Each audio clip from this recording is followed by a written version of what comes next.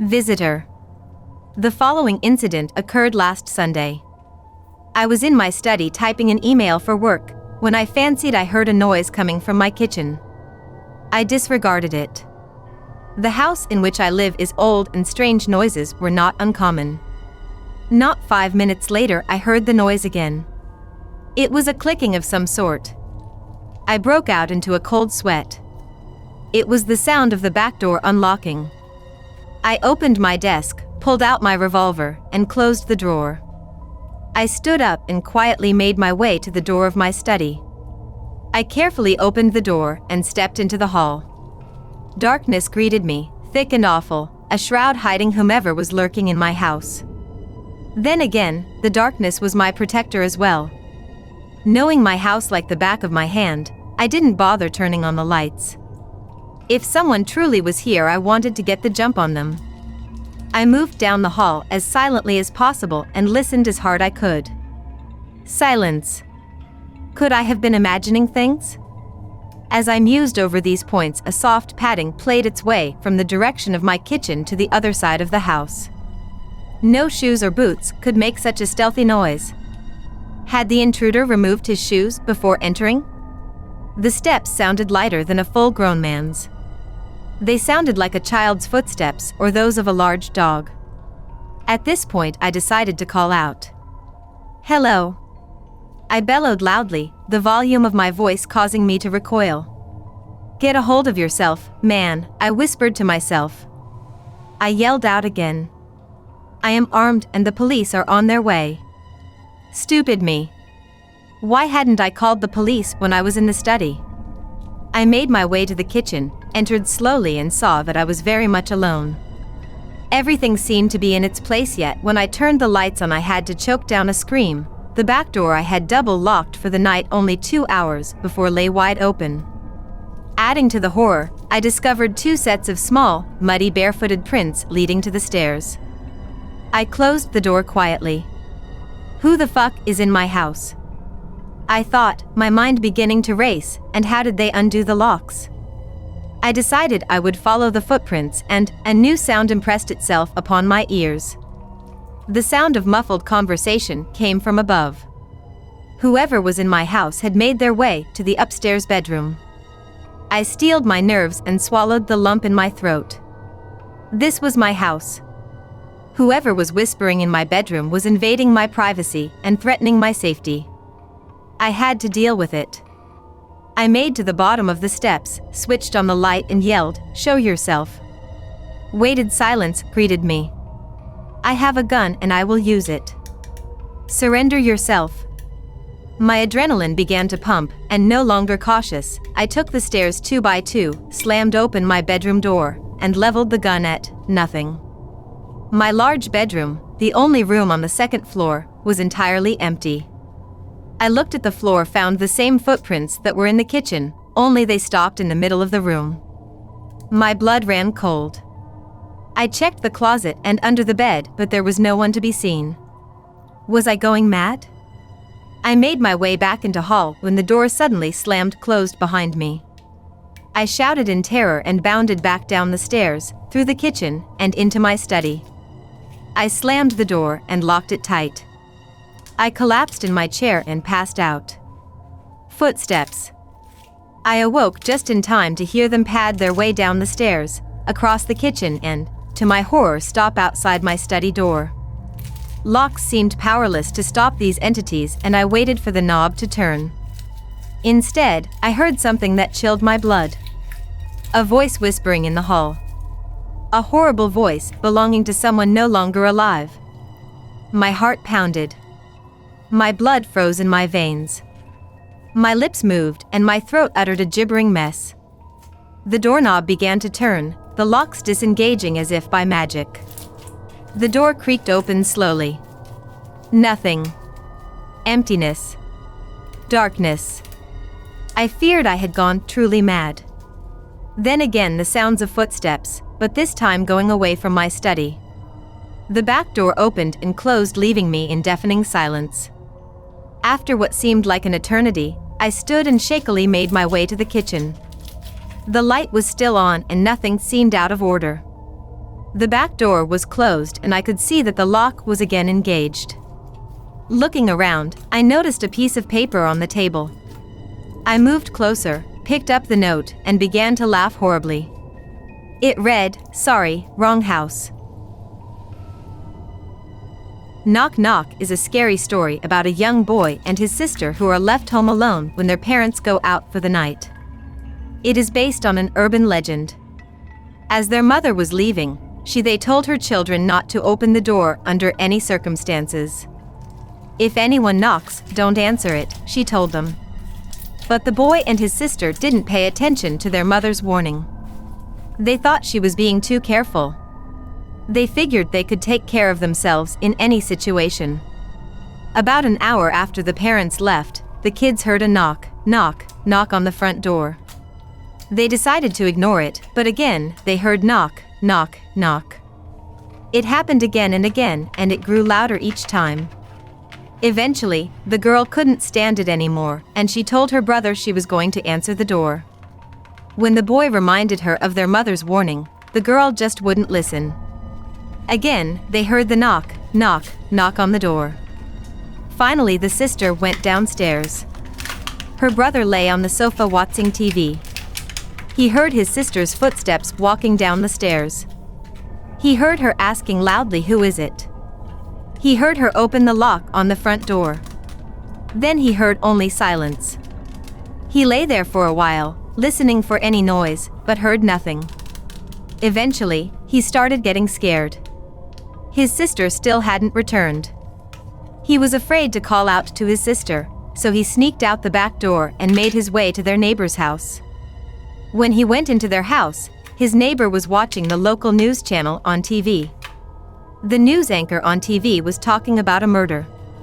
Then they showed a reporter live at the scene of the murder. The neighbor said to the boy, "Hey, that looks like your house." The boy was shaking with fear. "That is my house," he said. "And that's my front door." The dark and lonely road. Every night, you sit there in the comfort and safety of your home, but you have no idea of what is going on outside in the darkness. Not far from your home, there is a dark and lonely place. You may not know about it, but it's there. All over the country, in small towns and cities, there are so many of these dark and lonely places. When I was a young boy, I lived in a small town. Johnny Craig lived across the street from me. I was friends with his big brother. He was just a baby then. I saw him growing up, but I never paid much attention to him. Sometimes, in the evening, my mother would send me out to the local store to buy a carton of milk or a bag of sugar. On the way to the shop, I had to pass a long, dark stretch of road. During the day, it was just a shady place lined with old, gnarled trees and vacant lots where nothing had been built and nothing was ever going to be built. I was never afraid of it by day, but at night it was a different place. A lonesome place. A place of darkness and strangeness. A place of terror and fear. There were no houses nearby. No streetlights. It was pitch black. As black could be. Dark as the deepest night. The tall trees blocked out the moon and the stars, casting their long shadows across the road. Whenever you had to go that way, you walked slower and slower. It was like stepping into a dark tunnel. Behind you were the lights of the houses, the sound of cars and people walking along the sidewalk. Ahead of you, there was just a long, lonely stretch of darkness in which anything could be lurking, anything at all.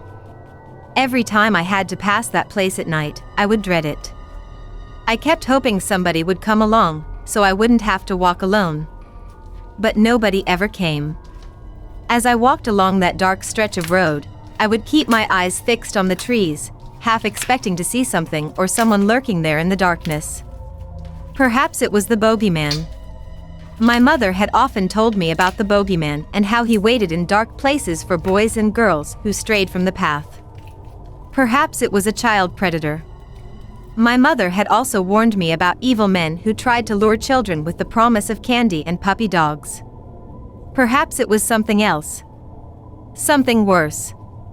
Out of the corner of my eye, I would catch glimpses of misshapen figures crouching there in the pitch black, waiting for the moment when they would burst forth and pounce on me. Then, in that silent and isolated area, they would begin tearing me and rending me and doing unspeakable things to me, and nobody would ever see me again. I'm not sure what I expected to see lurking in that lonely place at night. My imagination always got the better of me. In my mind, it was a hideous creature, somewhere between animal and man. It had long, spindly limbs and huge, sharp claws. It had wet, slimy skin and eyes that burned like fire.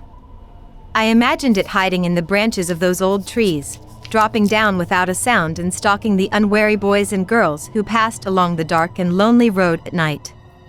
One night, it almost got me. I was walking down the lonely road, and all of a sudden there wasn't any light up ahead. That's when I knew it was coming. I could just feel it waiting there in the darkness. I started running, desperate to get away, but I could feel it behind me. It was gaining on me. I could feel its breath on the back of my neck. I ran. I ran as fast as I could. I ran until I thought my heart would burst. It almost had me in its clutches, but I managed to get away. When I got back to the safety of my house, I looked at myself in the mirror and there was a long, jagged rip in the back of my shirt, as if a sharp claw had tried to grab me and just missed me by an inch.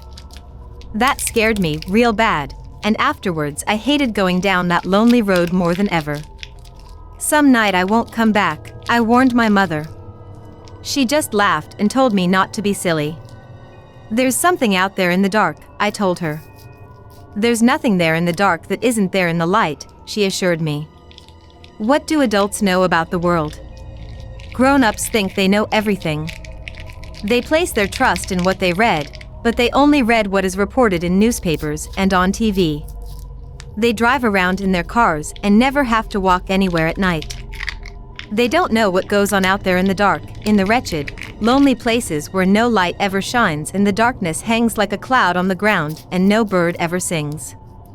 I knew they wouldn't believe me.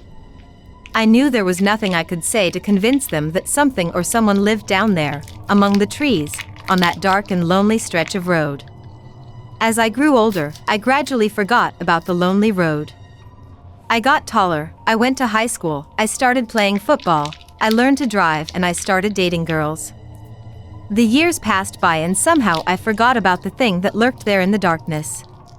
The memory of it still remained in a distant corner of my mind, but it was a memory locked away in childhood.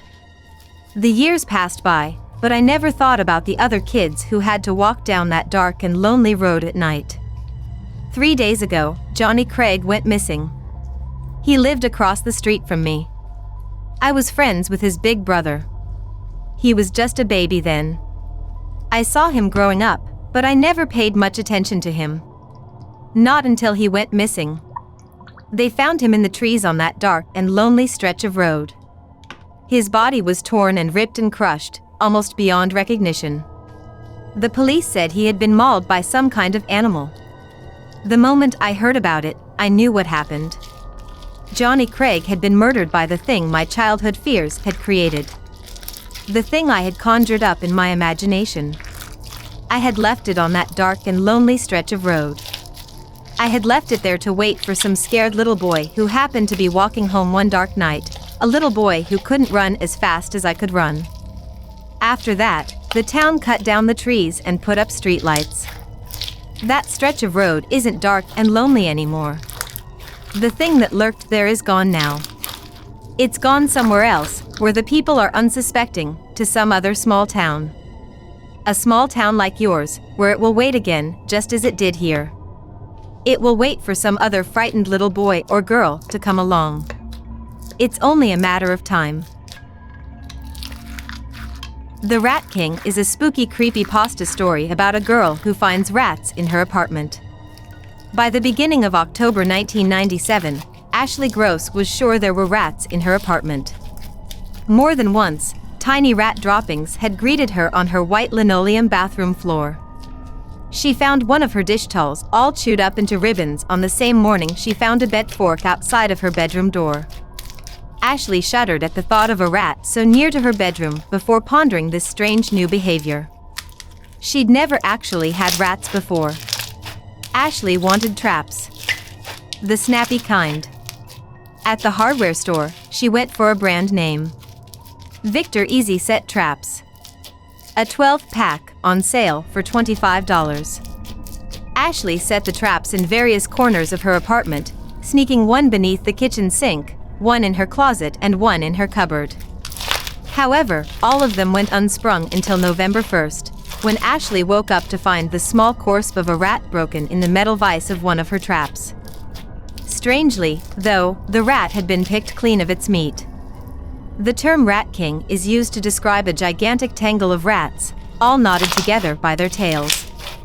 It comes from Germany, where an Altenburg museum keeps the mummified remains of a 200-year-old rat king, discovered in a German miller's fireplace.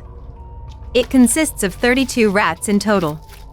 In German folklore, a rat king is considered a very bad omen. Ashley didn't know any of this when she discovered the dried remains of 13 rats knotted together by their tails, neatly hidden between her bookshelf and the wall, on December 4th. There was one major difference between this rat king and the one Ashley found. None of the rats in the rat king had much flesh left hanging from their skeletons, like the trapped rat Ashley had found earlier. When she regained her nerve, she turned a garbage bag inside out, placed it over the mass of tiny bodies and tried to scoop them up into the bag while avoiding touching the rats at all costs. That's how she cleaned it up. Ashley worked for a corporate catering company called Catering Casual. As the end of December loomed overhead, business became busier and busier. Her 9-to-5, Sundays and Mondays off job stretched into a grueling marathon of 12-hour days as it did every year around the holiday season. By December 22, 1997, Ashley Gross had worked 15 consecutive days. She went to bed completely exhausted. The sound of scraping woke her up. Ashley lay half awake in the abrupt silence that followed and wondered if she had really heard anything at all. As she listened, she was torn between going back to sleep and checking out the apartment to see if something really had made a noise. Flicking on her bedside lamp, she opened her bedroom door and spilled light out into the hallway. A filthy, gigantic brown rat scurried past her bare feet and into her room. Something in the hallway dropped a fork onto the floor. The Tall Man is a scary story about two twin sisters who encounter a mysterious tall man in the woods called the Slender Man. Once upon a time there were two twin sisters, named Stila and Serena. They were brave little girls and had no fear of the dark, nor of spiders and other creepy crawling things. While other young boys and girls would cower in fright, Stila and Serena would walk with their heads held high. They were good girls, obedient to their mother and father, and they always heeded the word of God. They were the best children a mother could ask for, but this would prove to be their undoing. One day, Stila and Serena were out with their mother gathering berries in the forest. The day was bright and clear, and even as they walked closer to the center of the forest, the light barely dimmed. Their mother bid them stay close to her, and they listened, because they were good children. It was almost noon when they came across the tall man. He stood in a clearing, dressed all in black like a nobleman. Shadows, dark as a cloudy midnight, lay over him. He had many arms, all as long and boneless as snakes and as sharp as swords. They writhed like worms on nails. He did not speak a word, but still made his intentions known. Their mother tried not to listen, but she could no more disobey the tall man than she could forget how to breathe. She walked into the clearing, her daughters close behind her. "Stila," she said.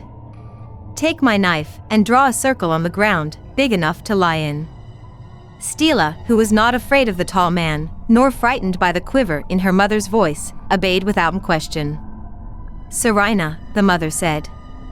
"Take the berries and spread them in the circle.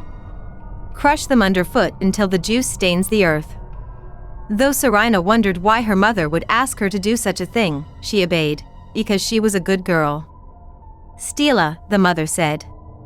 "Lie down in the circle." Although she was worried she might stain her clothes, Stila as her mother asked. Serena, the mother said. Take the knife and cut your sister open. Serena would not. Please, her mother said. If you don't, it will be worse. So much worse, but Serena could not do as her mother asked. Instead, she threw the knife away and ran home crying. She hid under her bed, afraid for the first time in her life, and waited for her father to return home from the fields. She told him of the terrible thing she had seen in the woods. Her father comforted the terrified girl and assured her she would be safe. Then, he went to the woods, a sharp axe in his hands. Stella stayed by the fire, awaiting his return. After some time had passed, she grew tired and fell asleep. She was awakened by the sound of knocking on the front door at the darkest hour of the night. Who is there? She asked. It is your father, said a voice. I don't believe you, replied Serena. It is your sister, said the voice. It cannot be, shouted Serena. It is your mother, said the voice, and I told you it would be so much worse. The door, which had been locked tightly when her father left, suddenly flew open. Her mother stood in the doorway, her sister's severed head clutched in one bloody hand and her father's head in the other. Why? Wept Serena. Because, said her mother, there is no reward for goodness. There is no respite for faith. There is nothing but cold steel, the gnashing of teeth and scourging fire for all of us. And it's coming for you now. Just then, the tall man slid from the fireplace and clutched Serena in his burning embrace. And that was the end of her.